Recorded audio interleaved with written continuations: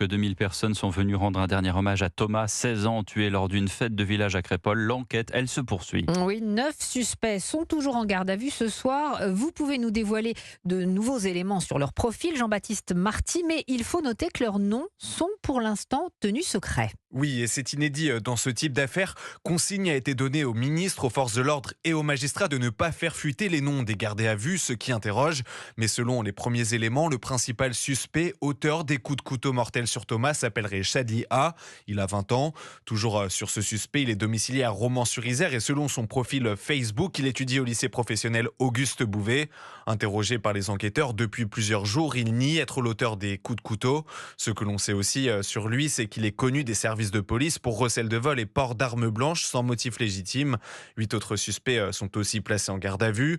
3 sont des mineurs de plus de 16 ans. Concernant les autres mis en cause, 2 sont âgés de 19 ans. Ils sont nés en France et en Italie. Un autre a 21 ans et est connu pour infraction routière et pour des faits de violence aggravée. Le dernier suspect a 22 ans. Il a déjà été jugé pour outrage à agent. À l'issue de leur garde à vue, les mis en cause devraient être déférés devant le procureur de la République de Valence.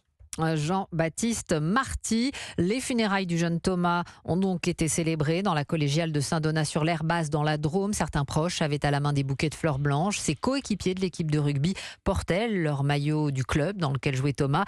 Et puis en hommage au jeune garçon, une minute de silence sera observée lors de toutes les rencontres de rugby du week-end. C'est une annonce de la Fédération française de rugby.